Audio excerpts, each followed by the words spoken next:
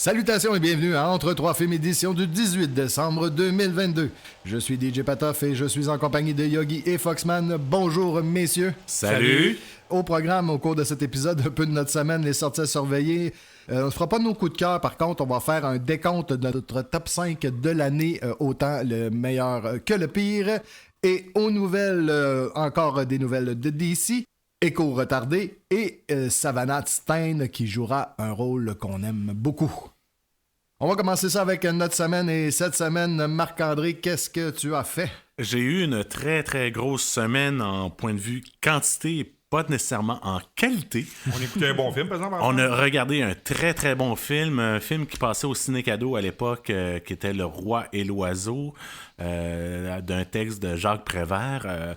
Je comprends pourquoi en réalité, je comprends pas pourquoi je tripais sur ce film-là quand j'étais jeune, parce que c'est tellement cérébral, puis tellement de messages sous-entendus. Moi, ce qui me faisait triper, c'est quand il y avait le robot qui apparaissait. Ah, mais c'est les hommages qu'il y a là-dedans aussi. C'est hallucinant. Puis c'est tout dans le deuxième niveau, le film. On voit que c'est de la grosse qualité. Il y a peut-être l'animation que on voit que les Européens, au début des années 80, n'étaient pas à la page. Mais ça restait quelque chose de très bon. Merci Simon de m'avoir permettre de revoir ce film-là une vingtaine d'années après. Sinon, j'ai regardé la 11e saison de Doctor Who, la première saison avec la 12e Docteur, que j'ai trouvé long et pénible. Va à l'urgence, va à l'hôpital, ça presse. Que j'ai trouvé long et pénible à regarder 10 épisodes. Le problème, c'est pas tant les acteurs que les scénarios. Sérieux, c'est le texte. C'est carrément le texte et l'omniprésence d'une musique énervante tout le long de la saison. Là. Une espèce de New Wave, New Age qui est tout le temps omniprésent. T'as-tu remarqué qu'elle est tout le temps trop forte aussi? Il y a plusieurs moments. Là. Une chance que j'ai les sous-titres. Le sound editing est pas bon? Non, c'est fait par exprès. La musique est trop forte tout le temps. À chaque fois que la musique est bombastique, puis t'entends plus qu'est-ce qui se passe. Ah. Puis une chance que je regarde ça avec les sous-titres parce qu'il y a certains accents en Angleterre que j'ai de la difficulté. Disons que j'ai été déçu du 11e, j'ai pas hâte au 12e ni au 13e, mais je vais les regarder quand même parce que ça fait partie de l'univers Doctor Who, je veux le regarder, je veux voir ça, ça va... vous savez, vous autres, vous êtes trippés vraiment sur la guerre des étoiles, il n'y a pas juste du bon, il y a du mauvais, mais il faut le regarder au moins une fois dans sa vie. Sinon... comme on est proche de la période des fêtes, je suis à la période où je regarde les séries dans l'univers de Arrow. J'ai commencé la première saison de Stargirl, que je trouve une autre série dérivée de Smallville. Ouais. C'est Smallville d'Arrow, tu veux dire? Ouais, mais l'ambiance, oui. c'est très, très, très Smallville. C'est pour ça que je dis Smallville. Oui, ça fait partie d'Arrow, même si c'est sur un autre univers dans le Arrowverse. Ça reste quand même que le ton est très Smallville. Sinon, j'ai eu une invitation cette semaine au Cinéma Cartier par Tom Rodrigue d'aller voir des 4 courts-métrages produits par le Phare Bleu, une compagnie de production de Québec. Les 4 films que j'ai eu la chance de voir, c'est Le milieu du garage de Lisa Bolduc, Sous pression de David Labrec, Le Muzungu québécois de Justice Rutigara. Désolé pour le nom. Rutigaya? Rutigara. C'est un Africain qui a fait un documentaire sur la communauté africaine à Montréal. OK. Moi, je pensais que c'était un autre Rudigaya. Non.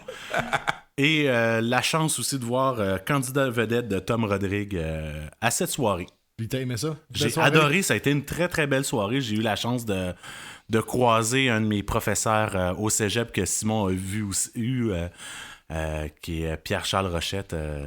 Un génie. Oh oui. Il va être content d'entendre ça. S'il nous écoute. De mon côté, ça a été une très petite semaine, dans le sens que j'ai regardé pratiquement tous les soirs Ciné-Cadeau. Donc, vous savez grosso modo ce que j'ai fait si vous avez l'horaire de... T'as vu des films incomplets? Oui, j'ai vu des films coupés puis des films avec des publicités. Je pense que tu vas peut-être parler de ça. Je vais le sauter finalement, mais là, j'en parle là. On en parle là. C'est de la... Merci Télé-Québec d'avoir changé dans ta enfance. Ben oui, parce que on s'attendait à avoir pas de pub, les pubs avant, les pubs après, ça c'est correct, c'est normal, mais pas pendant les films. C'est très, très, très décevant. Mais bon, c'est ciné-cadeau, donc j'ai quand même regardé ça. J'ai regardé un film qui est devenu, en fait, cette semaine, le film le plus écouté de tous les temps sur Netflix lorsqu'on parle de film qui n'est pas en langue anglaise. C'est un film norvégien qui s'appelle Troll. Puis, c'est-tu bon? Moi, j'ai aimé ça. C'est King Kong version roche et sable. Et il y a un petit peu de gazon aussi, un petit peu partout pour faire ses traits. La créature est extraordinaire, vraiment. Les effets spéciaux sont vraiment bien faits. Et l'histoire est quand même bien parce que ça se passe dans un milieu auquel on n'est pas habitué. On est très, très américanisé. Hein, veut pas. Les films, des choses, on s'attend à certains types de réactions, à certains types d'histoires folkloriques par rapport à l'Amérique et au Québec. Et là, on est vraiment dans un autre univers là, avec le folklore norvégien. J'ai vraiment bien aimé ça. Ça réinvente pas la roue, mais c'est un bon petit film à voir. Au niveau du folklore, ils ont comme une couple de centaines d'années de plus que nous autres. Là, définitivement. Je suis allé voir Avatar avec deux de mes potes et on va reparler de ce film-là en faisant notre critique d'Avatar 2, La Voix de l'eau, un peu après les nouvelles. Simon, cette semaine, toi? Ben, comme Marc-André l'a dit, j'ai écouté Le Roi et l'Oiseau avec Marc-André. Oui, vous avez écouté ça ensemble? Oui, on a écouté ça ensemble. Ensuite de ça, j'ai réécouté, juste pour le fun, ça me tentait. J'ai regardé quel film avait 10 ans cette année. Pour le fun. Ben oui, c'est une bonne idée. Je me suis retapé Avengers de Joss Whedon. Ah, ça fait 10 ans 10 maintenant? ans déjà. Mm-hmm. Ça nous rajeunit pas, là. C'est non, assez sûr. vite. Puis ça m'a fait comprendre plusieurs affaires sur le MCU. Comme? Ben, Avengers, je sais pas si vous vous rappelez, il y a 10 ans, comment il y avait un gros hype. Oui. Avant qu'il sorte. Mm-hmm. C'était quoi nos réactions aux 3 autres projets d'après du MCU? C'était poche. On a trouvé ça ordinaire. Plus ordinaire, ouais. Là, le hype d'Endgame est encore plus haut que le hype d'Avengers 1. Mm-hmm. C'est exactement la même affaire qu'on vit aujourd'hui. C'est qu'on a tellement trippé sur Endgame qu'après ça, les autres ont comme... Moins marché Ouais, pour nous autres. Fait que peut-être que la phase 5, ça va être... la même chose. On va remonter, puis il va y avoir un autre pic. Probablement, oui. Ça se peut, c'est une belle théorie. Ouais. Puis, j'ai écouté peut-être un des meilleurs films de l'année. Oui. Il y a 10 ans? Non. De cette année. The Banshees of Inisherin.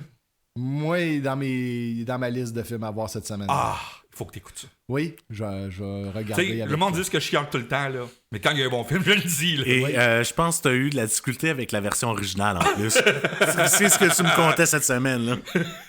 Le film, tu passes en Irlande. Bien un sûr. accent et un joual. Il est en joual. Ce qui fait que, même que tu es parfaitement bilingue, tu ne comprends absolument rien au film. Fait que là, j'ai dit, je vais mettre les sous-titres. Avec l'accent du Nord-Ouest, j'imagine. Non, ça se passe même pas. Ça se passe sur une île au large de l'Irlande. C'est encore pire, le son creux. Encore plus. C'est juste fou. Fait que là, j'ai dit, je vais mettre les sous-titres en anglais. Je comprends rien de ce qu'ils disent. Je comprends un mot sur 4. Mais il était écrit en joual. Aussi. Fait que j'ai fini à l'écouter en français avec les sous-titres anglais. C'est bon. C'est comme si on regardait un film en ch'ti. Là. Ouais, non, mais c'est du pur génie. Colin Farrell fait peut-être un de ses meilleurs rôles à vie. Wow. Il joue un imbécile. OK. Un vrai con. And he didn't go full retard. Non, il est pas full retard parce que tu vois qu'il est fin, pis tu sais. OK. C'est juste cute. Puis Brendan Gleeson est le vieux grincheux parfait. C'est un film à voir pour tout le monde. Je l'ai pas mis dans ma liste des films de l'année, mais c'est un chef-d'œuvre. Ouais, ça va être peut-être le film que je vais me taper ce soir même. On va maintenant y aller avec les nouvelles. Et on commence avec les bandes annonces qui ont été partagées pour vous sur la page Facebook de Entre Trois Films. Donc, si vous voulez pouvoir suivre toutes les bandes annonces qu'on découvre sur le net et qu'on vous partage, abonnez-vous à notre page Entre Trois Films sur Facebook. Et on commence avec quelle bande annonce, mon cher ami Simon? Attends une minute, mon internet marche mal à cause que je suis sur le mode avion. C'est le mode avion, c'est pour ça que ça fonctionne pas très bien. Ben, enfin, ça fait à peu près 1 an que je vois des photos du film. Oui. Les 3 mousquetaires, le premier opus d'Artagnan et le second opus, Milady. Il y a une bande-annonce conjointe pour les 2 films. Parce qu'il y a des séquences du deuxième. Quand on connaît l'histoire, il y a des séquences du deuxième dans la bande-annonce. Je veux voir ce film-là. Ça a l'air vraiment bien, hein? Ça a l'air d'être la version française de la version 73 américaine, là. C'est comme Bram Stoker Dracula, d'après moi, ça va être l'adaptation des 3 mousquetaires. Enfin, une adaptation française. Et fidèle. Et fidèle, parce que les Français, quand ils le font, d'habitude, c'est pas fidèle. Non. Puis pourtant, c'est un roman français. Là, on risque d'être loin de la fille de D'Artagnan. Non, c'est ça. Puis D'Artagnan et les 3 mousquetaires avec Rémi Gérard et tu sais, les versions que les Français font d'habitude sont Ouais. ordinaires, il Un faut le petit peu plus dire. ordinaire. Mais là, ça a l'air intéressant, vraiment. Ça a l'air d'être aussi épique, ça a l'air d'être le Braveheart quasiment français là, au niveau réalisation. Tant mieux. Il n'y a pas de date de sortie en Amérique encore. On va surveiller ça. Là. Le premier opus est en février et l'autre en décembre en France. Mais il n'y a pas encore de date de sortie nord-américaine. J'espère qu'il va y avoir des distributeurs qui vont le distribuer à temps pour pas qu'on ait une copie pirate. Ah, ça serait plate. Non, c'est juste ça, il faut voir ça sur grand écran. Là. Oh, sûrement si c'est un épique. Oui, en 2 parties, en espérant que la première partie marche. Là. Oui. Puis il y a d'ailleurs pour Netflix 2 séries télévisées qui s'en viennent, comme un peu les Dunes et The Batman. Fait avec la même équipe. La même équipe. J'adore l'univers. Une série sur l'enfance de Milady. OK. Tu sais, le fait quand elle était criminelle, puisqu'il y a un backstory dans le roman. Ils vont faire une série sur l'enfance de Milady, puis une sur Hannibal, le mousquetaire noir. Donc, j'imagine jusqu'à son mariage pour Milady. Avec Athos. Avec Athos. Le conte. Là. Tu sais, tout le monde connaît l'histoire. Anyway, il n'y a pas de spoiler à avoir les 3 Non, c'est mousquetaires. ça. Il meurt à la fin. Athos, non? Non, j'ai pas dit qui. OK. J'ai pas dit qui, mais il meurt à la fin. Ben, D'Artagnan meurt à la fin. Ouais, dans le 5e roman. Ouais, c'est ça. Tu sais, on est loin, là. j'ai tout C'est pour les lu. 3 mousquetaires, là. J'ai tout lu. Moi aussi. On a la suite de Spider-Man Into the Spider-Verse. Oui, Spider-Man Across the Spider-Verse, qui va être la première partie de 2 parties.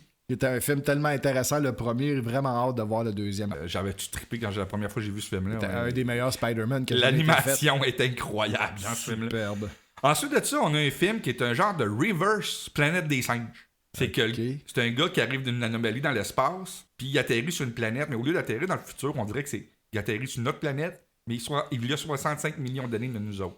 C'est un gars avec un god contre des dinosaures. Et ça s'appelle... 65 pour 65 65 millions d'années. J'ai pas vu la bande-annonce, je l'ai partagée, mais Ah, je l'ai pas vu. c'est juste fou, c'est Adam Driver qui fait le pilote du vaisseau. Il y a un gun au laser puis des dinosaures. Ok. Ça a l'air cool. Tout ce qui manque, dans le fond, c'est une main en chainsaw. Puis, Ça, c'est... Une main en chainsaw contre des T-Rex, je suis pas sûr. Hein. Non, mais ça a l'air vraiment juste pas de cerveau, là. Ça a l'air juste cool. Ensuite de ça, on a Frisson 6. je suis ambivalent sur cette bande-annonce-là. Ouais, mais ça paraît-tu que c'est le métro de Montréal ou pas? Oui, ça a été tourné à Montréal, puis ça paraît dans la bande-annonce beaucoup. Mais il y a Gina Ortega que tout le monde a aimé dans Wednesday, fait que ça va pogner à cause de ça. À cause de mercredi, oui. Ensuite de ça, il y a eu des teasers qui sont sortis il y a un mois, mais je les ai juste découverts ce mois-ci. Il y a eu 2 teasers pour Astérix et Obélix, l'Empire des Dieux. Au niveau réalisation, ça a l'air beaucoup mieux que les autres suites qu'on a eues des autres années. Ouais, ça a l'air bourré d'action. En tout cas. Oh, oui. Ça a l'air beaucoup plus fidèle. Puis ce que j'ai entendu dire, c'est que ça risque d'être le film avec le plus gros budget jamais produit en France. Ouais. Fait que, et puis quel casting. Pierre Richard C'est en fou. panoramix. Oui. Ça fait-tu longtemps qu'on l'a pas vu? D'habitude, quand il joue à Star, il est terne, il s'amuse pas, mais là, il a de l'air. Ouais, il a l'air d'avoir C'est du le Pierre fun. Richard des années 80, des années 70. Tu sais, Claude Lelouch qui joue. C'est pas ça, Claude Lelouch? Gilles Lelouch. Gilles Lelouch. Claude Lelouch, c'est un réalisateur, excusez. Gilles Lelouch qui joue Obélix. Ouais. Guillaume Canet qui réalise le film et qui joue Qui joue Astérix. Astérix.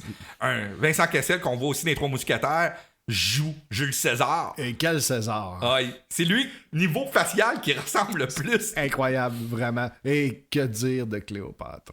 Ouais, moins belle que Monica Bellucci. Mais, C'est j'aime- pas Monica Bellucci. Mais c'est Marion Cotillard. Oui. Et enfin, le teaser, c'est un teaser, mais c'est le meilleur teaser que j'ai vu depuis des années. Barbie. Ben, qui c'est qui m'aurait dit la semaine passée que j'aurais envie de voir un film de Barbie? Tu veux le voir, hein? Oui, j'ai comme envie de voir ce film-là. Ça a l'air drôle au bout. C'est bizarre. Jamais je m'aurais attendu à ça. Quelqu'un m'aurait dit ça, là, une couple de semaines, j'aurais ri de lui. Là, mais... Quand on va y aller, on s'habille tout en rose. Oui, c'est ça. Non, mais je veux voir Barbie. Je veux vraiment voir Barbie après ça. Combien de chirurgie plastique qu'on se paye avant d'aller voir le film? Puis, fais mention, quand on voit Barbie sur la plage au début, elle est habillée comme la première poupée Barbie de tous les temps quand elle est sortie. OK. C'est un hommage à la première À la Barbie. première poupée. C'est qui réalise ça? Greta Gerwig, c'est une fille qui sort des films puis elle gagne des Oscars quand elle sort des films. C'est elle qui a fait la dernière adaptation des 4 filles du Dr. March. C'est une grande... Mais c'est pas son style du tout, là. Elle fait des films d'auteur. Ouais, puis là, elle a l'air de s'amuser avec un budget. Là, ça, il faut le dire aussi, parce que dans la bande-annonce, ça transpire l'argent. Oh oui. On en a parlé beaucoup la semaine dernière, mais là, on va comme rapper ça, j'imagine, avec les nouvelles Moi, sur... on n'a pas fini. On n'a pas fini de parler de DC. OK. Plus tôt dans la semaine, cette semaine, on a su que malheureusement, nos espoirs étaient finis. Henry Cavill, A confirmé qu'il ne serait plus... Superman. La même journée, James Gunn a dit qu'il était content que Henry Cavill avait quand même fait de très bonnes choses. Puis c'est vrai. Effectivement. Mais que lui, il allait écrire lui-même le prochain Superman. Et on sait pas s'il va le réaliser encore, là. Non, c'est pas. Mais Mais il veut l'écrire, en tout cas. Il va l'écrire. Il a dit que ça va être un Superman plus jeune. Qu'il y a un Superman plus jeune, mais déjà établi. C'est-à-dire que le film va commencer, il va être déjà au Daily Planet, puis il va d'avoir déjà les relations de Jimmy, puis avec Lois Lane, puis Perry White. Parce Puis qu'on a déjà vu plusieurs fois l'origine. On sait c'est quoi. Puis on peut l'origine. amener des éléments d'origine en mettant des messages de Jor-El. Qu'est-ce qui est normal dans l'univers de Superman? Il a juste besoin d'aller à sa forteresse de solitude puis voir une animation. Ou trouver un cristal, ou n'importe quoi. Puis, en même temps, il a promis que Henry Cavill aurait un rôle dans le nouveau DCU. Ah, on sait pas Il quoi, va-tu par contre. jouer Jor-El? Ah, ça serait bon, ça. Mais il me semble qu'il est jeune un peu. Écoute, non, pense-y. Jor-El, pense à l'histoire. Oui, Jor-El, c'est un jeune papa. Oui. Dans le fond, Marlon Brando était mal casté. Il était trop vieux. Non, mais c'est vrai, c'est un jeune papa. Oui, dans le fond, oui. Il devrait être dans trentaine, maximum début quarantaine. Ouais, c'est ça, là. Fait qu'il a juste l'âge idéal. Oui, c'est vrai, t'as raison. Peut-être, je dis bien peut-être. Il y a aussi Peter Safran et James Gunn ont rencontré Ben Affleck pour lui annoncer que c'est plus de job. C'est fini. Mais ils ont offert un rôle comme réalisateur d'un projet. Ah, ben oui, ben c'est un bon réalisateur. Parce que les gars sont sur contrat avec DC. Fait que c'est un moyen de garder les contrats, d'ôter les procès, puis tu sais, tout le monde est content. Et pas de mettre de l'argent dans le vide. Parce Ouais, c'est que ça. De payer du monde, parce que c'est des play or play, tu sais. Les contrats, ça veut dire, même si tu joues pas, t'as payé. l'argent. C'est pour ça qu'on parlait la semaine dernière que Jason Momoa a un autre rôle. Oui. Puis offrir un job de réalisateur à Ben Affleck, c'est comme un no-brainer. Ouais, c'est ça. Puis c'est un réalisateur qui a gagné un Oscar, là, tu sais. Tu l'as dans ton étable, tu le prends, là. Question sur Ben Affleck. Étais-tu co-auteur de Destin Will Hunting aussi pour le score du Oui. meilleur scénario? Ouais, puis Argo, puis regarde, c'est pas Non. un trou de cul, là. Il est vraiment bien. Il est meilleur réalisateur qu'acteur. Oui. Tu sais, je veux dire, c'est pas Clint Eastwood parce que Clint Eastwood est égal d'un deux. Lui, il est meilleur réalisateur qu'acteur. Gal Gadot, on sait que c'est fini. Fait que là, c'est une réécriture page 1. Un page 1 rewrite qu'on appelle. Reboot total. Le reboot total. Puis moi, je suis pour ça parce que le monde chiale sur l'Internet, tout ça. Il y a beaucoup de YouTubers qui font des crises. Mais il y avait un cancer. Il y avait un cancer, mais c'est parce que t'enlèves le pancréas au complet, puis t'enlèves même le cœur parce que Margot sera plus là. Non, mais il fallait. Là, la seule affaire, là, c'est que tu mettais des plasters par-dessus. Ouais, mais il n'empêche que tu perds quand même. Oui, mais on va découvrir d'autres talents. On perd Jared Leto, là. Ah, je suis tellement déçu. Ezra Miller! Non, mais ça va. Puis la manière que James Gunn a décrit le début du plan, il a dit tout part par la Trinité. Et on sait très bien que DC. quand tu lis du DC, la Trinité, c'est Superman, Batman, Wonder Woman. C'est vraiment la grande Trinité. Ouais, ça veut dire qu'au départ, il va faire un film Superman, un film Batman, un film Wonder Woman, et sûrement finir par un juste Batman, Superman, mais pas contre Non. un World Finest movie Probablement. qui va amener à la création de la Justice League, probablement, parce qu'il va y avoir d'autres films qui vont se rattacher à ça. Donc sûrement, puisqu'il a parlé de Green Lantern Corp, qu'est-ce qui est très important, puis ça va permettre de ne pas avoir Cyborg dans le team, parce que c'est pas un membre de la Justice League du tout. Petite question pour toi. Je sais qu'il y a beaucoup de séries télé de DC. Est-ce que ça en fait aussi mention. Si on regarde Doom Patrol, toutes les séries que Berlanti a sur son aile en ce moment avec Geoff Jones. Ouais, mais ça n'existe plus. Là. Fait qu'il n'y aura pas de Doom Patrol. On en a parlé il y a quelques semaines. Les séries de Berlanti sont mortes. Ils sont toutes finies. Ils ont toutes cancellé. Et c'est Doom Patrol reste là, mais ça a des mondes à part. Titan, peut-être qu'ils vont garder. Titan, moi, je trouve ça débile. Moi, j'adore Titan, personnellement. Moi, j'adore Doom Patrol. C'est ça. Moi, Titan, j'ai adoré les 3 saisons. Là. Il y a juste Batman que j'aime pas dans Titan. Je trouve qu'il n'y a pas d'affaire là. Il y a d'affaires là, mais pas comme il est amené. Là, c'est ça. Là. C'est le personnage qui n'a pas d'affaires là dans la manière que c'est écrit. Techniquement, il devrait être là une fois par saison, puis encore. Puis l'acteur qui le joue aussi. Ah non, il est trop vieux, là. Titan, moi je suis pour ça. Doom Patrol, c'est correct, mais la seule affaire qui va rester du DCEU, c'est Peacemaker. Ben, c'est James Gunn. Ouais, c'est ça. Mais ça va être à part, ça va être juste un carré de sable que James Gunn s'amuse avec ses bonhommes. C'est tant mieux parce que c'est ça qu'on veut voir de James Gunn. Fait comme ça, il reste les 3 films qui sont censés sortir: Aquaman 2, The Flash et Shazam. Ouais. Et après ça, C'est fini. c'est terminé. Donc, même Batgirl, qui est tabletté, on le verra jamais. Ben, peut-être dans un special feature, dans un box set. Comme on un avait jour, dit la semaine là. dernière, ouais, c'est ça. Mais moi, j'espère le voir parce qu'il y a une performance de Michael Keaton dedans. C'est une des affaires pourquoi, mais pour DC, on risque d'en parler beaucoup parce que la vraie cédule de film DC va sortir au mois de janvier. Fait qu'on risque d'en parler beaucoup dans la prochaine année. En parlant de DC, Henry Cavill a annoncé que c'était pas pour Superman qui avait quitté The Witcher, finalement. C'était pas pour ça. Non. C'était... Pour une grosse série qui risque d'être peut-être le nouveau Game of Thrones. Cette série-là, je veux pas dire là tout de suite, mais vous avez pas idée comment que ça peut être gros. J'ai une très bonne idée. Ouais, mais Warhammer 40 000. Si vous connaissez le monde, monsieur tout le monde ne connaisse pas Warhammer 40 000, mais aussitôt qu'ils vont embarquer, parce que l'univers c'est aussi gros, c'est aussi politique qu'un Game of Thrones, c'est aussi épique qu'un film de Transformers. T'as des éléments de Dune, t'as des éléments de Aliens, t'as de la politique à la Dune. T'sais, c'est un monde exceptionnel. C'est vraiment... C'est comme un puits infini. C'est vraiment la fusion de tout ce qu'on connaît de science-fiction et de space opéra, mais aussi dans Et le de fantasy. côté... Et de fantasy, parce que ça revient quand même de Warhammer, le jeu de rôle fantastique de fantasy qui se passe 40 000 ans plus tard, pour avoir joué un peu à des jeux de rôle liés dans l'univers de Warhammer 40 000, parce que 5 jeux de rôle qui sont complémentaires, comme on se parlait. Puis, comme tu disais, ça va être, sans nommer les noms des jeux de rôle qu'on connaît, on va voir ces factions-là, on va se voir ces mondes-là, et on peut jouer dans tellement d'univers et se perdre malheureusement. Mais s'il focus juste sur l'Empire et avec je m'en rappelle, l'Empereur qui est déchu. Puis il peut y avoir des séries connexes, des séries télévisées connexes, ça peut être fou. Puis Game Workshop vont faire de l'argent avec des figurines. Oui, parce que le jeu de plateau, pas juste le jeu de rôle, mais le jeu de plateau avec les figurines, tout ça... c'est avec ça qu'ils font l'argent de Warhammer.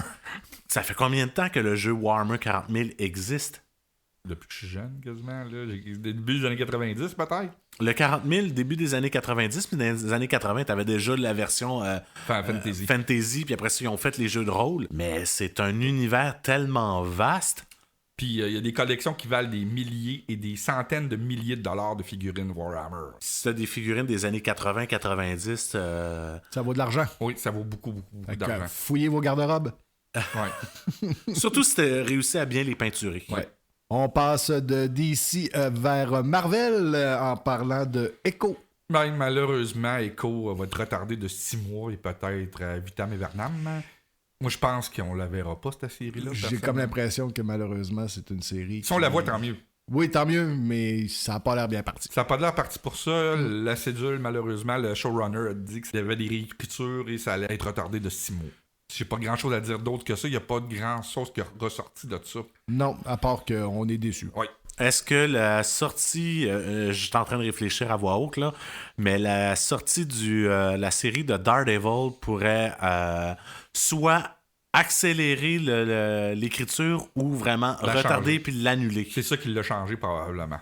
Probablement que Daredevil va soit récupérer des éléments ou que ils vont de toute façon ils vont relier les deux séries. Ouais. Ça, c'est comme pas le choix, là, mais Parce que les personnages sont tellement liés dans il y a les comics. tellement de choses à relier dans ce monde-là Ah ouais. présentement. Là, fait que c'est... On n'est pas Ils ont- prêts. Non, ils ont du travail à faire. Puis là, ils ont un coup de pied dans le cul de DC. Oui. Fait que, c'est juste bon.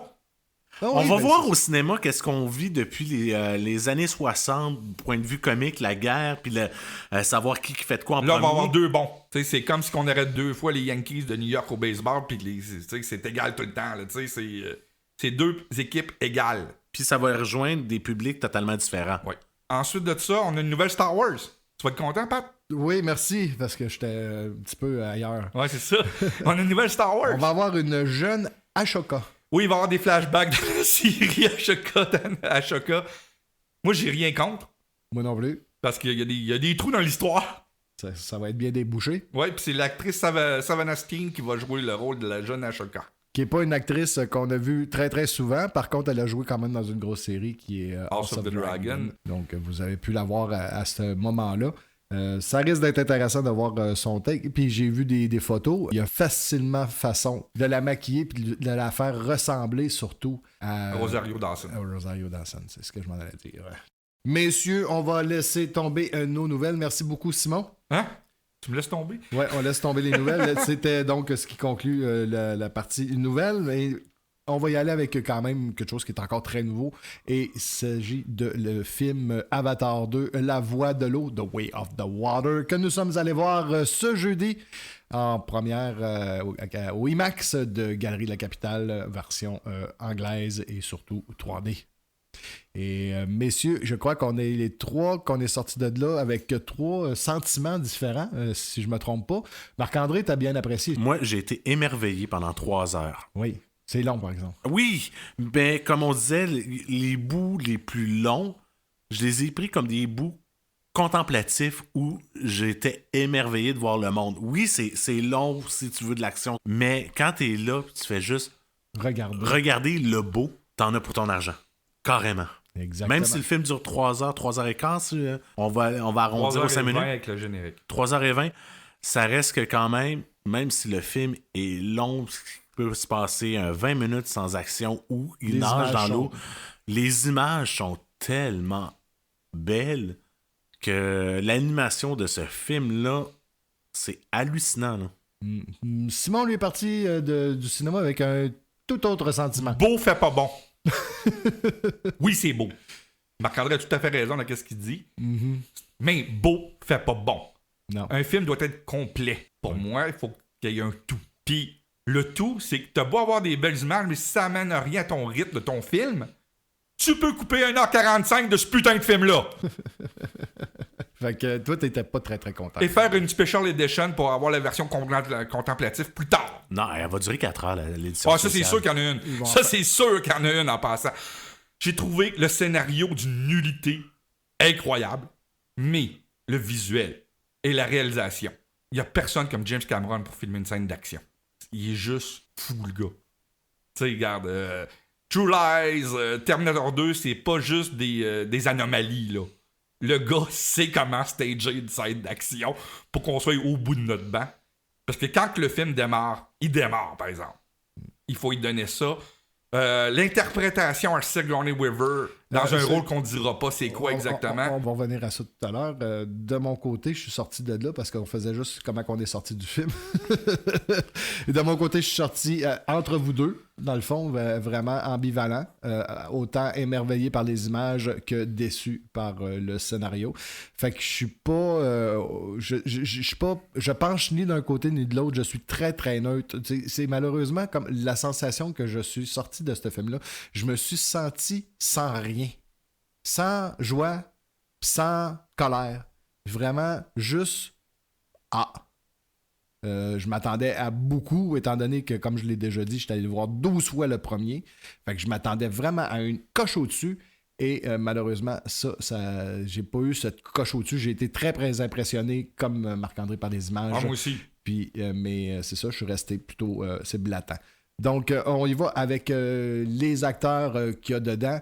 On parlait de Sigourney Weaver il y a quelques secondes. On va y retourner, Simon. Sigourney Weaver, je ne veux pas dire son rôle parce que ça a rapport avec des punchs de l'histoire. Exactement.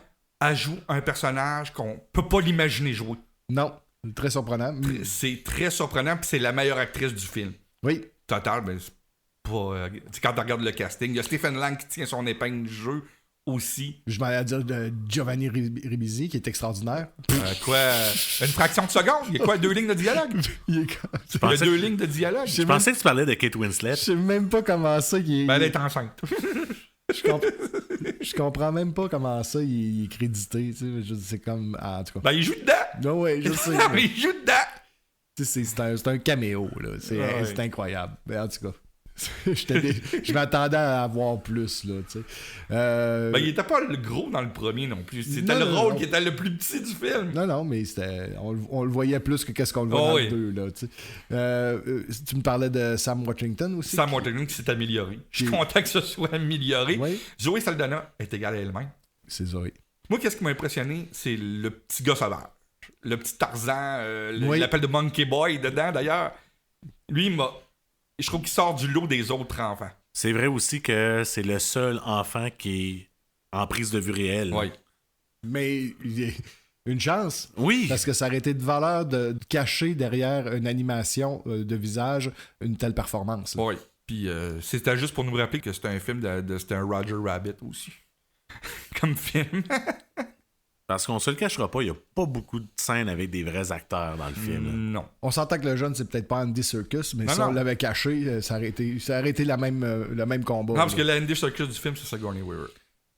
Oui. On peut le dire, ça a été dit dans les bandes annonces d'ailleurs, qu'elle jouait une avatar. Mais c'est qui est quoi, tu sais, ça, on le dira pas. Assez impressionnant. Oui. Au niveau du scénario, tu as dit que t'as pas aimé ça du tout. C'est pire que le premier. Le scénario, je parle. Mais moi, je trouve qu'il y a des éléments qui étaient comme plus surprenants au niveau du scénario. Je veux dire, c'est rien de nouveau, mais c'est pas un storyline qu'on peut suivre et mettre Pocahontas puis mettre Avatar 1 en même temps sur 2 écrans puis écouter, puis c'est à peu près le même beat, là. Mais ce coup-là, oui, c'est une histoire qui a déjà été racontée 1000 fois. Mais en fait, c'est comme un ramassis de plusieurs histoires. Donc, du coup, il est supérieur à Pocahontas, là. En tout cas, moi, c'est comme ça que je le vois, Marc-André. Ah ouais, moi, je n'allais pas voir le film pour le scénario. Pour moi, le scénario était tellement secondaire. Là, c'était, je mettais mon cerveau, je fermais mon cerveau puis je regardais des images. Pour moi, c'était juste ça. Parce que je connais le côté scénaristique de James Cameron qui vole pas haut. Puis on voyait les 2 autres avec qui que coécrit les autres. C'est pas du monde qui vole haut. Fait que je m'attendais à pas grand-chose. J'ai fermé mon cerveau. Je regardais les images et pour moi, ça a été un film contemplatif. Pas plus que ça, là. C'est écrit en one-liner. Ouais. C'est bien. Il manque Arnold. C'est ça qui manque. Ben, c'est ce que je m'en allais dire parce que James Cameron. Sans Arnold. Pas sans Arnold, mais je veux dire, il a quand même écrit des scénarios qui étaient intéressants. Mais les histoires. Ouais. Les scénarios. C'est pas lui. Pas les dialogues. Les dialogues. Qu'est-ce qui est scénario? Ah, c'est à la vie, c'est à... C'est un gars qui écrit en monosyllabique. C'est pas un grand scénario. C'est pas Christopher McQuarrie. Là. C'est pas Joss Whedon. C'est pas James Gunn. C'est pas... Tu sais, je veux dire, le gars écrit mal. Mais t'as des histoires qui touchent tout le monde. Les histoires, généralement, comme Terminator 1, c'est un des meilleurs films de science-fiction au niveau histoire. Le scénario, on en repassera. Tu sais, la même affaire pour le... Son seul bon scénario, vraiment, c'est Abyss. En tant que scénario. Parce que les dialogues, c'est ordinaire. Hein? Here's come the Queen of Bitch. I'll be back. Non, je parlais de Abyss, moi, là. Here's come the Queen of Bitch. Mais ça, c'est un one-liner. Ouais, mais il écrit en one-liner, tu sais. Tu sais, mais au niveau technicien, c'est tout un technicien. La technique est extraordinaire. Moi, j'ai rien à dire sur le montage. La musique aussi. Le montage, t'as rien à dire. Ah non. T'es un monteur. Tu l'aurais chopé être un monteur. Non, justement.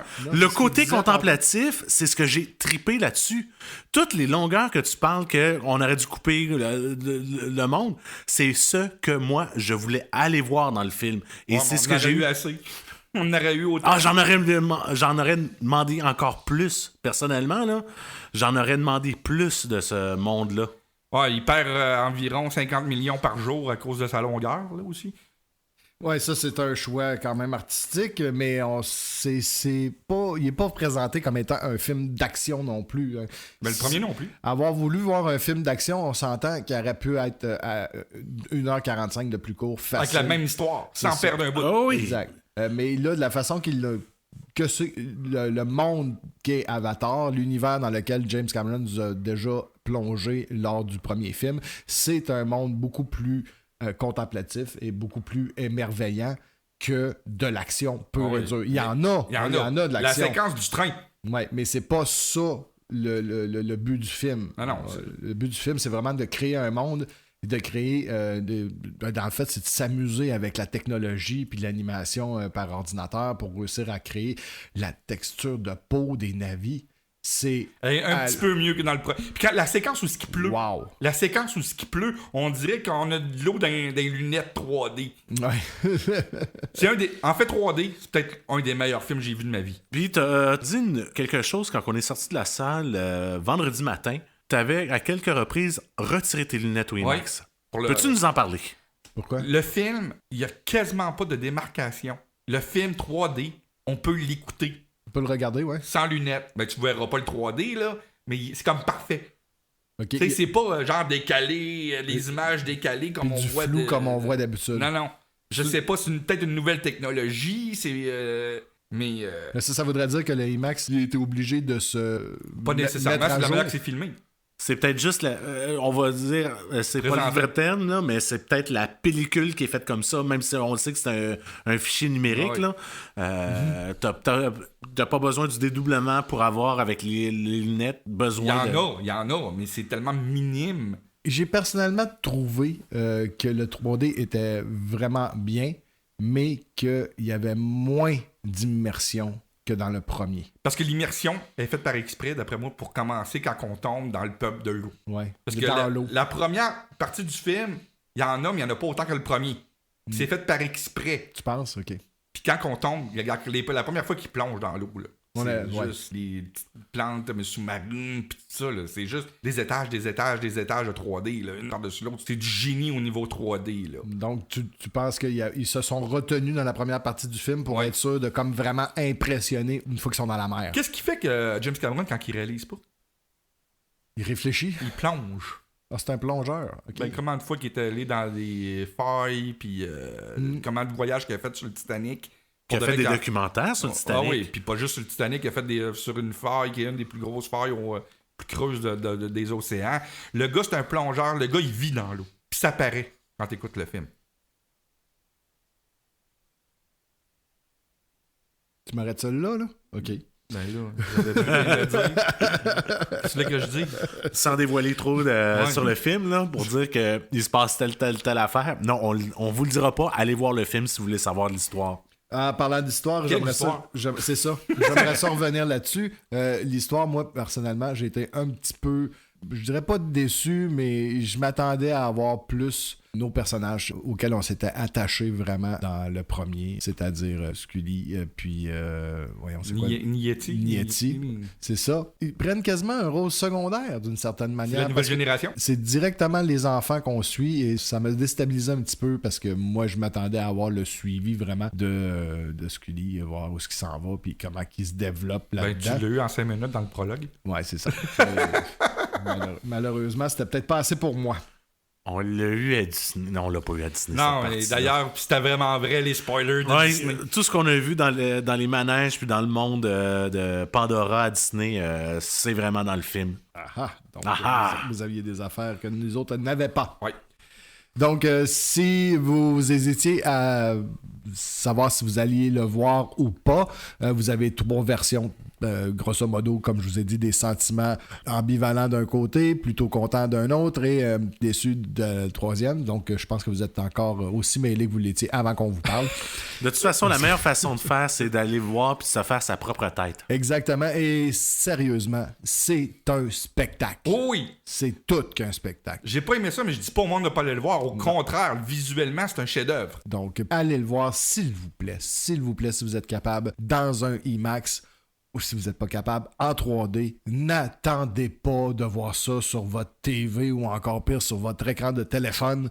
Ça serait une stupidité. Je peux-tu faire une inquisition au monde qui écoute ça sur leur téléphone? Ça serait grave erreur de faire ce type de visionnement-là. Profitez-en pendant qu'il est au IMAX, profitez-en pendant qu'il est en 3D au cinéma. Vous allez passer un 3 heures quand même très impressionnant. Si tu l'écoutes sur ton iPhone, tu mérites pas de l'écouter. C'est ça que je veux garder clair, là. On va maintenant y aller avec les sorties à surveiller. Et cette semaine au cinéma, Marc-André, qu'est-ce qu'on a? 2 dates de sortie distinctes.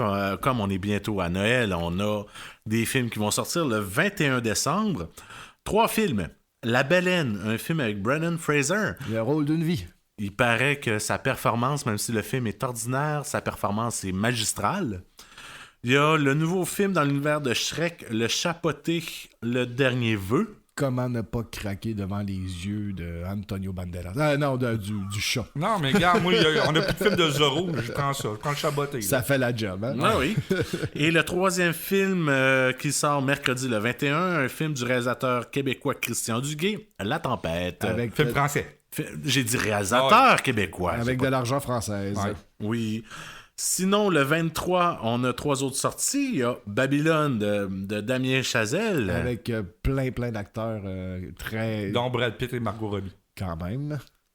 Une adaptation en dessin animé d'une bande dessinée de René Goscinny, un film de la Luxembourg qui s'appelle Le Petit Nicolas.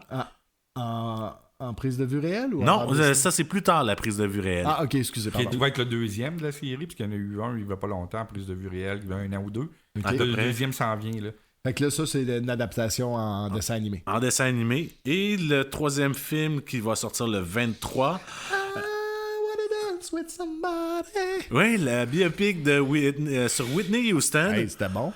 Qui s'appelle Whitney Houston, I Wanna Dance with Somebody. Avec, on avait dit la semaine Naomi dernière. Aki. Naomi Aki, c'est ça. J'ai de la misère à retenir son nom. Elle lui ressemble.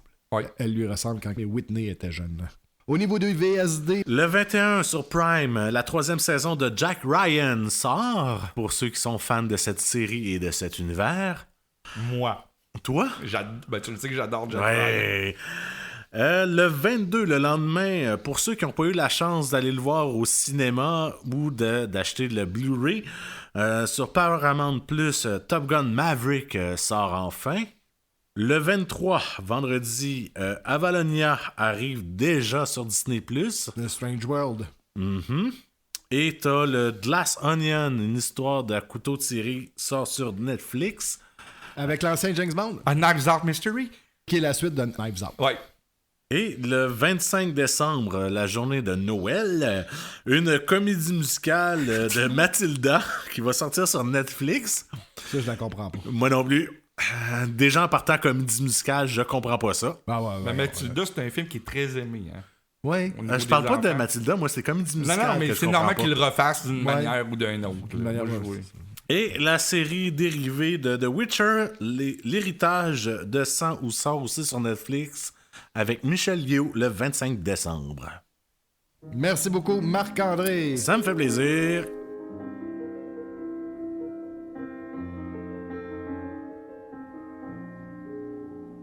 Les coups de cœur de la semaine. Comme je l'ai dit en début d'émission, on n'aura pas nos coups de cœur cette semaine. On y va plutôt avec un top 5 de l'année. Et on va faire ça d'une façon assez particulière, ou plus ou moins. On va y aller avec notre 5e meilleur film. Après ça, notre 5e pire film. À tour de rôle. Et on commence par Marc-André. Oui, moi, comme j'avais pas mis d'ordre parce que c'est des projets totalement différents, je vais y aller avec mes 5 meilleurs puis mes 5 déceptions. OK, ton 5e meilleur. Mon 5e meilleur, c'est une série qu'il y a eu sur Prime qui s'appelle Vers les étoiles, Night Sky, avec Sissy Spacek et J.K. Simmons que j'avais parlé. Une bonne série de science-fiction où tu vois des sexagénaires perdre leur autonomie, perdre leur capacité autant cognitive que physique et de voir qu'ils ont vécu pendant longtemps dans un espèce d'univers parallèle qu'ils n'ont jamais voulu sortir de leur cocon puis de voir tout le monde qu'il y avait autour. J'ai vraiment trippé et c'est une série à voir et passer par-dessus le premier épisode parce que ça commence vraiment au 3e épisode sur 8, où là, ça décolle, puis on a un peu plus d'informations. Ouais, je m'étais promis que j'essaierais de le voir, mais je vais le faire, là, cette série-là. De mon côté, mon 5e meilleur de l'année, c'est une série que les critiques ont un petit peu descendu, puis que ça faisait pas l'unanimité, pardon. Par contre, moi, j'ai vraiment adoré, c'est Taika Waititi, Our Flag Mean Death, une histoire de pirate un petit peu spéciale que je me suis bidonné, j'ai eu du fun, je l'ai suivi. Pour moi, ça fait partie de mes top 5 cette année. Il y a un autre projet de l'année prochaine que tu vas sûrement triper. Ça se pourrait fort bien. Simon, ton 5e? Winning Time, Winning. The Legacy of the Lakers Dynasty, qui est l'histoire des Lakers de Los Angeles dans les années 80 avec John C. Reilly, Adrian Brody et plein d'autres. Sally Field joue là-dedans aussi. C'est juste Une belle collection. une belle collection, puis l'histoire, ils réussissent à rendre une histoire, un fait divers intéressant. C'est vraiment à regarder. C'est fou. Puis le gars qui fait Larry Bird, je me rappelle jamais de son nom, c'est un acteur assez inconnu. Il est juste Larry Bird. Le gars des Celtics de Boston. On dirait qu'il sort des photos. Puis la deuxième saison est à veille de sortir, je pense en février. J'ai tellement hâte de voir la deuxième saison de cette série-là. On va y aller maintenant avec notre numéro 5 des pires de l'année. Marc-André, t'as pas d'ordre, fait que tu dois être mêlé à chaque fois que ça vient ton tour. Je vais en prendre un, puis je pense que je vais garder les plus gros noms vers la fin. Okay, Obi-Wan Kenobi, la série télé. Je m'attendais vraiment à plus à cette série-là. Je parle pas du jeu des acteurs, mais d'un point de vue scénaristique, j'ai été très, très, très déçu. Quelques petits éléments que j'ai aimés, mais dans l'ensemble, ça a été une déception. Va être très décevant de voir un des plus grands Jedi de l'histoire se retrouver à vider des carcasses d'animaux pour vivre sa vie. Je veux dire, c'est assez pathétique, là, mais... On va faire ça vite parce que moi aussi, c'est mon 5e. Ah, c'est bon, ok. J'aime mieux le dire tout de suite, comme ça on va pouvoir se repasser à toi. Là. Ouais, ben c'est quand même bien. Mais sérieusement, c'est ton 5e pour quelle raison? J'ai été déçu. C'est un letdown. C'est un letdown pour toi. Tu sais, j'adore Ewan McGregor dans ce rôle-là. Parce qu'il s'est fait des affaires pires qu'Obi-Wan Kenobi cette année. Ouais, mais c'est une déception. Puis la réalisation, l'originalité des scénarios, encore comme Avatar, était pas là. C'est que nos attentes étaient tellement hautes avec ce qu'on nous avait promis que quand on a regardé la série, ça a fait... Puis réutiliser des storylines de jeux vidéo qui sont canons. Puis les mettre là-dedans avec d'autres personnages, j'ai trouvé ça très, très, très ordinaire. Très décevant. Eh ben moi, mon 5e pire de l'année, j'y vais avec Les Animaux Fantastiques, le secret de Dumbledore, qui met fin à l'univers des Animaux Fantastiques, alors qu'il était supposé d'en avoir d'autres. C'est la preuve que ce film-là est un letdown pour pas mal de monde. C'est malheureux, mais Harry Potter a peut-être utilisé toute sa magie et c'est fini. Il n'y en a plus. Non, tu penses qu'il va y avoir d'autres choses? Il n'a pas été cancellé à cause du box-office. Il est cancellé pour faire des films d'Harry Potter. Revenir avec Harry. Avec le trio infernal. Ben, c'est parce que l'univers, l'expanded univers, il y a ses limites dans n'importe quel pratiquement univers, sauf peut-être Warhammer et Star Wars. Mais on voit les limites très rapides de l'univers de Harry Potter. Si t'as pas tes 3 personnages principaux, ça vole pas. Ouais. Le 4e best, 4e meilleur. Non, 4e meilleur pour Marc-André. Werewolf by Night. Oui. Le téléfilm d'Halloween du MCU réalisé par le compositeur Michael Giacchino, même s'il avait étudié en cinéma, comme premier projet sérieux. J'ai trippé. Tous les hommages qu'il y a au cinéma d'horreur des années 30, 40, en noir et blanc. Le visuel, l'histoire, la réalisation, j'ai trippé sur cette série-là. Pas cette série, mais un film, ce spécial-là. Ouais, donnez-y un long métrage, là. Il est rendu là. C'était quand même très, très bien. De mon côté, mon 4e, c'est The Green Knight, le chevalier vert qui... Sean Connery est tellement bon là-dedans. pense que tu te trompes de version. OK. Qui m'avait marqué en début d'année. En fait, il est sorti le 2 janvier, donc il était vraiment très limite pour dire que c'est 2022. Mais ça passe, 2 janvier. Simon, de ton côté, ton 4... De suite, j'ai encore une série de Star Wars, Andor. Andor en 4e. Ah, je suis surpris. Moi, je l'ai mis plus haut. Mais Andor, enfin un Star Wars adulte. Oui. C'est la seule affaire que je peux dire. Un Star Wars adulte. Moins de piou-piou. Juste du character development dans du Star Wars. Ça faisait du bien. Moi, je l'avais mis en 3e position, cette série-là. Déjà, je tripais et il y a un épisode que ça a fait wow. Puis c'est l'épisode avec les 2 monologues et j'en parle pas plus. Ouais. Bon, moi, je l'avais pas dans ma liste, Andor. Comme je l'ai répété comme tout au long. T'es embarqué tard. J'ai embarqué vers la fin seulement, donc pour moi, c'était pas dans. J'ai eu des choses qui m'ont impressionné beaucoup plus et avec lesquelles j'ai eu beaucoup plus de fun qu'Andor, qui vont faire partie de ma liste qui s'en vient. On est rendu où là? Mon quatrième pire. Ton quatrième. Non, moi je l'ai dit, moi. Mon 4e pire, c'est ton 4e pire à toi. C'est ça, c'est mon 4e pire. Ok, vas-y. Je vais y aller avec Moonfall. Fall de Emmerich. Sérieux, là. Il est temps qu'il arrête. Il est vraiment temps qu'il arrête, là. Les réalisateurs allemands, on peut-tu faire des combats de boxe? C'est-tu comme Uwe Boll? Il est vraiment temps qu'il arrête.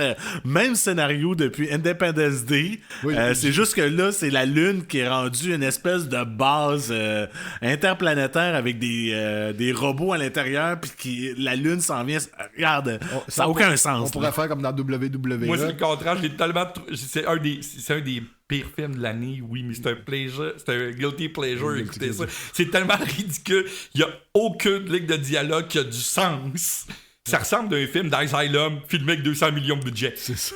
Mais c'est ça. C'est carrément un film d'Asylum filmé avec 200 millions de budget. Ouais. C'est qui en fait un film très ordinaire. Mon 4e pire pour moi, ça a été un film qu'on est allé voir au cinéma. Ensemble, en fait, on est allé voir Jurassic World, Le Monde d'après. Aïe. Ça, c'était mon 3e pire. Sérieusement, là, avec le casting qu'il y avait dans ce film-là, avec l'attente qu'il y avait parce qu'il ramenait les vieux personnages, puis je m'attendais à quelque chose de tellement le fun. Puis finalement, ça n'a pas été le fun, vraiment. Faut dire qu'en plus, on est allé le voir dans un film Cinéplex. Non, on est allé le voir au Clap, celui-là. On est allé le voir au Clap? Oui. Ah, ok, excusez. Non, pas celui-là. Le Monde Jurassique. Oui, on était allé au Clap. On avait déjà shifté. On avait été au Clap, oui, c'est ça. Fait que, anyway, donc, pour moi, c'est mon 4e pire film de l'année. Dans mon cas, c'est mon 3e. Puis pour moi, il est juste OK. Juste OK. Ouais, c'est ça. Fait il est pas des plus mauvais, il est pas des meilleurs. C'est juste OK. Et Simon, ton 4e pire de l'année? Je veux le dire tout de suite que dans ma liste des plus mauvais, j'ai 3 de mes franchises préférées. OK. À vie. Mais c'est des letdowns. C'est vraiment... Halloween's Ends. La pire finale d'une série depuis Rise of Skywalker. Sérieusement, t'attends. Le film dure quasiment 2 heures. T'attends 1h45 avant de voir Laurie Strode s'attaquer à Michael Myers. Puis tu suis un genre de faux tueur en série entre-temps, là. Comment? Ça me fait juste de la peine parce que le prochain film du réalisateur, c'est l'année prochaine déjà, puis c'est le soft reboot de l'Exorciste. Ça me fait peur. C'est pas... regarde, c'est vraiment mauvais, là, tu sais. Je peux pas en parler plus que ça. J'ai pas grand-chose à dire de plus. On va y aller dans les 3e meilleurs maintenant. Marc-André, ton 3e meilleur serait... On l'a dit tantôt, c'était Andor. Ah oui, c'est vrai, c'est Andor. OK. Donc, moi, mon 3e meilleur, c'est Everything, Everywhere and All at Once. Un film de multiverse qui a battu Marvel de vitesse et de qualité. Avec Michel Yeoh. Ah, mais c'était les mauvais qu'on disait. Non, on était rendu au bon. Ben ouais, c'est qui l'animateur ici, là? C'est moi? Comme ça, j'ai dit Halloween's End. Comme ton 4e pire? OK. Mais là, on est rendu au troisième meilleur. Ok, je suis perdu, désolé. Oui, c'est ça. C'est ce qu'on disait. Donc, moi, c'est longtemps blablabla. Michelle Yeoh, qui est excellente, comme d'habitude, toujours merveilleuse, et un univers créé qui est super, les doigts en saucisse. C'est pas tout pour tout le monde, mais moi, j'ai vraiment aimé ça. Moi, je l'ai mis en deuxième position, malgré qu'est-ce que j'ai dit la semaine dernière, que c'était pas quelque chose que j'ai embarqué, mais que je suis capable de reconnaître toute la qualité de ce film-là. Puis moi, il est à la même position que Patrick. En troisième? En troisième position pour... Ah oui? Oh oui. Cool. Fait qu'on est pas mal de mal. Pour les mêmes raisons, j'imagine. Oui, c'est exactement pareil. J'ai pas besoin d'en parler parce que t'as tout dit ce que je voulais dire. On a tout dit. Donc, le troisième pire, Marc-André. On en a parlé tantôt, Le Monde Jurassique. Oui, c'est vrai. Pour moi, le troisième pire, je l'avais marqué et c'est The Batman. C'est pas le runner-up, mais disons que c'est un des pires films de l'année pour moi. Je crois que Simon vient de perdre son pire de l'année. Exactement. C'était ton pire. C'est mon pire. Moi, c'était mon deuxième aussi. Comme un lecteur de Batman, c'est pas mon Batman. Puis, c'est-tu drôle? J'ai regardé des listes de grands journalistes toute la semaine.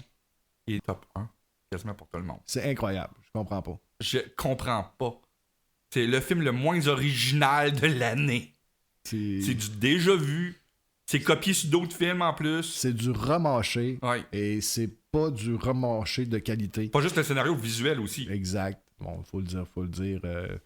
L'acteur qui avait été choisi, c'est Fait pas... pas l'humanité. C'est parce que c'est un bon acteur. On l'a vu dans Lighthouse. C'est extraordinaire. Le gars, il est capable de jouer, mais j'ai comme l'impression que ça y prend un réalisateur très fort. Matt Reeves, il est bon d'habitude. C'est lui qui a Mais fait cette mienne. c'est juste que physiquement, c'est pas Bruce Wayne, c'est Dick Grayson, adulte. Là, il aurait fait un très très bon Nightwing. Il aurait fait un très très bon Nightwing en effet. Ouais, carrément. Là, on l'avait déjà dit quand que son nom était sorti. On disait, c'est lui Bruce Wayne? Non, c'est Nightwing. Il a le physique pour être Nightwing. Il est svelte pour être Nightwing. Il a la bonne grandeur pour faire Nightwing. Il y a une affaire exceptionnelle dans ce film-là, par exemple. Colin Farrell. Ouais, ben ça... Mais ça rachète pas le film. Non, je sais, mais c'est exceptionnel. Je te dirais qu'à part dans Daredevil, Colin Farrell a toujours tiré son épingle du jeu. Ah, moi, je l'adore dans Daredevil, justement, parce qu'il overact par exprès. Il se fout du film dans qu'est-ce qu'il est. Ton troisième pire, Simon? Un film de Robert Zemeckis. Pinocchio. Ouf. La version de Disney. La version avec Tom Hanks. J'ai pas osé, moi.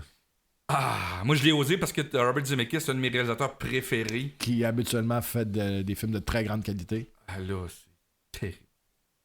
Et pourtant, la bande-annonce annonçait des belles affaires. Ah, c'était cute. Oui. Mais quand on voit le Pleasure Island, qu'est-ce que c'est? Les changements qu'il a fait à l'histoire. Ah, ok. Tu sais, le Pleasure Island, les enfants sont mauvais parce qu'ils mangent des petits bonbons.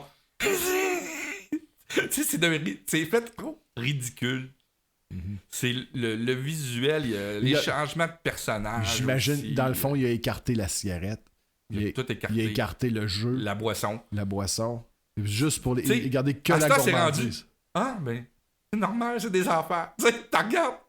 La manière que c'est fait. Ouais. Tu sais, t'en regardes les images, puis c'est pas des images choquantes d'enfants qui mangent des bonbons. C'est juste. Enfants sont des enfants, tu sais. Des enfants qui sont, ouais. Tu sais, ça change l'histoire, ça change. Trop politically correct. Ouais, mais si ça avait été réalisé par Ron Jeremy, ça aurait été un autre Pleasure Island. Ça aurait pas été mieux. J'embarque pas là-dedans, moi. Mais comme c'est des enfants, j'aurais donné 2-3 noms de réalisateurs à la place. Même l'accent italien à Tom Hanks est d'un ridicule. Tu sais, on dirait tout d'une parodie. Pourtant, le visuel, le maquillage à Tom Hanks, il ressemble au dessin. Mm-hmm. Mais pour moi, le Pinocchio de Disney... Ben, j'ai vu le Pinocchio la semaine dernière de Del Toro. Il est meilleur, mais il est pas... Mais celui de Disney, c'est de la merde. Ok. Le deuxième meilleur, on est rendu, je crois, si je me trompe pas, à Marc-André, ton deuxième meilleur cette année. On en a parlé tantôt, Tout, Partout et Tout à la fois. Ah, donc c'est déjà fini. Ke-Huy Quan. On n'avait pas parlé de Kyo Kwan, on peut en parler. On peut en parler, ouais, ok, tant qu'à être là. C'est le retour de l'année. En tant qu'acteur, c'est le retour de l'année. Puis même, il y a une photo, il a gagné un prix dernièrement, puis il y a une photo qui court avec lui dans le backstage de cette cérémonie-là, où il se fait faire un gros hug par Harrison Ford. C'est juste cute. Donc, de mon côté, mon deuxième meilleur cette année, c'est pas quelque chose qui va mériter un Oscar. On s'entend, de toute façon, c'est une série. Fait que ça, mais On peut avoir des Emmy. Alors, moi, je penserais pas non plus. Mais, Caroline, que j'ai eu du fun à regarder cette série-là. Et je parle de Peacemaker avec John Cena, qui est une de mes séries préférées cette année. Vraiment. Juste la danse, l'introduction. Le générique est le meilleur générique depuis les 20 dernières années de la télévision. Extraordinaire. John Cena qui m'a impressionné tout le long de la série. C'était du bonbon pour moi. C'était un guilty pleasure qui était de qualité par rapport à d'autres guilty pleasures comme le sien. Là. Puis là, je pointe Marc-André qui s'appelle Chucky. J'aime mieux le tien. J'aime beaucoup mieux le tien. Je préfère le Puis moi, mien, c'est une mention honorable cette année. C'était une mention honorable. Moi aussi, c'est une mention honorable. Donc, Peacemaker en deuxième. Pour Simon, ton deuxième préféré, c'était... Le film semi-autographique de Steven Spielberg, The Fableman. The Fableman, excellent film. Qui est le retour à la magie pour Spielberg. C'est la seule affaire que je peux dire pour ce film-là. C'est son retour au vieux Spielberg des années 80. Mm-hmm. Le gars qui réalisait film magique par-dessus film magique par-dessus film magique. Qu'est-ce qu'il faisait plus depuis des années? Parce que oui, Lincoln, c'est un grand film, mais n'importe qui avec ce scénario-là aurait fait un bon film. Tu sais, t'avais pas la touche. Tu sais, la poussière de filles de Spielberg saupoudrée qu'il faisait avant. Parce qu'avant, il faisait des drames comme L'Empire du Soleil. Que tu t'aurais pris n'importe quel autre réalisateur, en fait. C'est donc bien donnant. Ouais. Mais Spielberg réussissait à mettre de la magie dedans. C'est la même affaire pour The Fableman. Il y avait un petit côté, un côté de Disney chez Spielberg dans les années 80 qui était quand même c'est extraordinaire. Ah, ok. Non, The Fableman, c'est un film à voir. Ça va sûrement être en nomination pour l'Oscar du meilleur réalisateur pour Steven Spielberg. Probablement, un caméo d'un grand réalisateur vers la fin du film aussi. On dirait pas c'est qui. C'était ma mention honorable de Fableman que j'avais vraiment beaucoup aimé. On est rendu au deuxième pire. Marc-André, ton deuxième pire de l'année. On a parlé de Batman. Ah, de Batman, donc on en reparlera peut-être pas nécessairement. Tout a été dit. Tout a été dit. Ok. Mon deuxième pire, c'est un espèce de remake de Romancing the Stone ou La poursuite de Diamant Vert, que c'est très mauvais. Ça s'appelle The Lost City ou La Cité perdue avec Sandra Bullock et Tatum. Channing Tatum. Channing Tatum. Et Harry Potter. Et Wash et Rewash. Décevant, pas décevant, j'étais pas déçu, je m'attendais vraiment à de la merde, puis c'est ce que j'ai eu. Moi, je m'attendais à juste passer 1h40 de fun. Mais c'est de la merde. Mais c'est même pas le fun. Mais non, je sais. C'est ça qui arrive. Ouais. C'est plat, c'est de l'humour banal, l'histoire d'amour, on y croit pas. Channing Tatum aussi poche que ça. Il y a une bonne scène, puis c'est la scène avec Brad Pitt. Et voilà. Et Brad Pitt. C'était l'annonce. C'est ça. C'est le trailer du film. De ton côté, Simon, ton pire. J'ai dit on a dit mon numéro 1 tout à l'heure. Ouais. Fait que ça va devenir c'est le pire film de l'année pour moi. Parce que le numéro 1, c'était ma plus grosse déception. Parce que Matt Reeves, quand même, Batman était bien réalisé. Ça, c'est de la pure marde. C'est Morbius. Avec Jared Leto. C'est mon top 1 aussi. C'était mon top 1, moi aussi. Fait qu'on n'aura pas besoin de faire le top 1 de la marde. On va tout de suite passer au top 1. Non, sérieusement, là. Mais on va le dire, Morbius, c'est pas Morbius. Non, c'est rien. On dirait un film mal fait des années 90. Voir un docteur surjoué, c'est... Un docteur. Matt Smith. C'est un jeu de mots, là. Il fait un docteur aussi quasiment dans le film, là, tu sais. Non, sérieusement, là. Ce film-là, t'as Michael Keaton dans le film, il donne même pas 2 scènes qui ont aucun rapport. Okay, Ils ont mis Michael Keaton parce qu'ils l'avaient. Ouais. T'aurais pu enlever complètement Michael Keaton. Ils ont pas osé au montage. Ils ont fait, ah non, faut le garder, c'est quand même Michael On Keaton. va couper les scènes qu'il y a dedans, parce qu'il y avait plein de scènes dans la bande-annonce qu'on le voyait. Ouais. Mais on le Tous les coupera liens pas avec au complet. l'MCU. Regarde. Ah, c'est- Ils ont le droit de en avoir, tu sais. Mais il y en a encore dans le film des liens avec le MCU. Mais tu sais, c'est. Comment, là? C'est. On n'est plus là. Fait qu'on va terminer avec nos top 1 des meilleurs films. Le meilleur film de l'année selon Marc-André, ou le meilleure série, qu'est-ce qui est ton top? Top Gun Maverick. Enfin, un film d'action comme on les aimait dans les années 80. Mon top 1 aussi.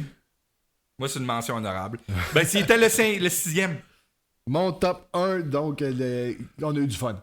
Sérieux, là?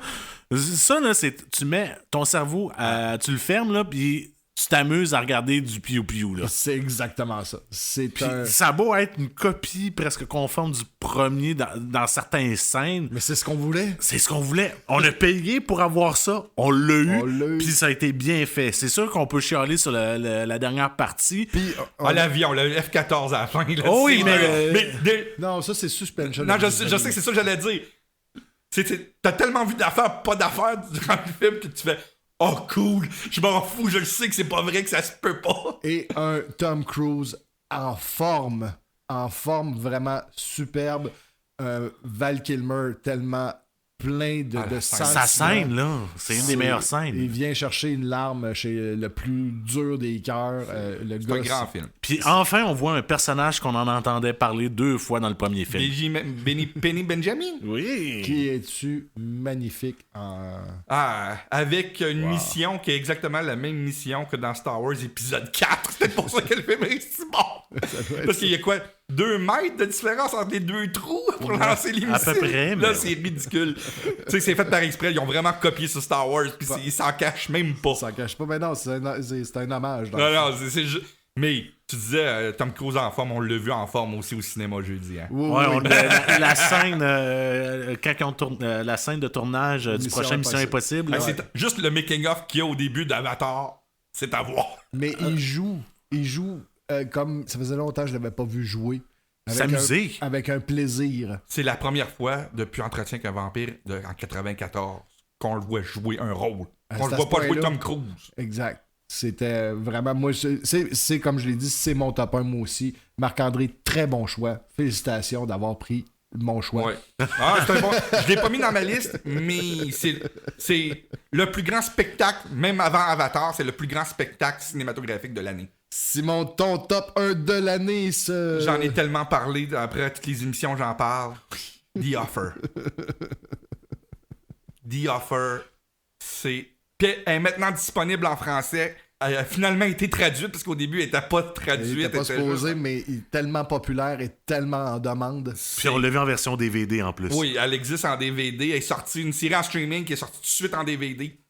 C'est encore avec Miles Tyler qui jouait dans Top Gun Maverick. Oui. D'ailleurs, il joue dans les 2 meilleures affaires de l'année. Ça n'a pas de mots. C'est l'histoire d'Albert S. Rudy qui a produit Le Parrain. C'est une lettre comme de Fableman. On voit mon style. Ouais, ouais. Tu sais, c'est une lettre d'amour au cinéma. C'est 10 épisodes miraculeuses. Puis les 10 épisodes sont bons. Il n'y a pas un épisode de mauvais dans cette série-là. Non, mais vraiment, il y a toujours de quoi dans chaque épisode. C'est un oubli de ma part, je crois. Ça fait partie, moi aussi, des choses que j'ai vraiment aimé cette année. Disons que je vais le mettre en mention honorable. C'est mon 6e. On s'en donne 2 mentions honorables qu'on pourrait Si ça- dire parce que le choix cette année était tellement immense parce que juste un que j'aurais pu nommer, Pistols, que j'ai Oui. trippé. Ah, Pistol, c'est une bonne. Je l'avais carrément oublié, mais en y repensant bien, c'est moi qui te l'avais fait écouter d'ailleurs. Qui m'avait parlé de ça. Regarde, C'est c'est débile comme série. Tommy and Pam? Une Pam and Tommy? C'est ok. Moi, j'ai pas été capable de finir un premier épisode, mais Ok. Ah, mais il fallait que tu continues, c'est ça l'histoire, là. tu sais, Moi, c'est- moi, ça a été dans mes mentions honorables. Moi, c'est juste ok. C'est pas. C'est bien. T'avais-tu C'est- une mention honorable qu'on n'a pas nommée? Mention honorable qu'on n'a pas nommée. The Unbearable Weight of Massive Talent. Oui, effectivement. Nicolas Cage à son meilleur. Ouais. En Nicolas Avec Cage. Pedro Pascal. Nicolas Cage en Nicolas Cage. Ouais. C'est comme ça. Il joue pour une fois, il peut jouer Nicolas Cage. Mais il joue tout le temps Nicolas Cage, mais là, son personnage s'appelle Nicolas Cage. C'est ça. pourquoi pas? Je l'ai pas vu encore, là. Donc, C'est pas un grand film, mais c'est un guilty pleasure à son c'est meilleur. le fun. Donc, si vous avez vous-même des top 5, n'hésitez pas à aller sur la page Facebook de Entre Trois Films pour nous partager vos pires et vos meilleurs moments de l'année. Ça va nous faire plaisir de vous lire. On va regarder ça avec attention et on va peut-être même commenter vos propres top 5 si jamais on trouve des trucs qui sont singuliers. Ça va nous permettre aussi de découvrir des nouvelles affaires parce qu'on n'est pas capable de tout voir. Là. Non, Je vous promets que je serai pas méchant. En espérant que vous avez apprécié, que vous serez de retour pour le prochain épisode. En passant, nous prenons 2 semaines de vacances pour le temps des fêtes. Donc, on va vous souhaiter tout de suite de joyeuses fêtes et une bonne année 2023. Bonne année! Bonne année. Joyeux Noël! Ouais, c'est ça. Joyeux Hanouka! Nous serons de retour donc le 8 janvier avec un tout nouvel épisode. Vous pouvez nous suivre sur baladoquebec.ca, Spotify, TuneIn, iTunes, Google Balado, Facebook, iHeartRadio et YouTube. N'oubliez pas de laisser un j'aime sur nos publications et de vous abonner à nos sites. On vous en remercie d'avance. C'était donc Entre Trois Films. Je suis toujours DJ Patoff en compagnie de Yogi et Foxman et on vous dit bon cinéma.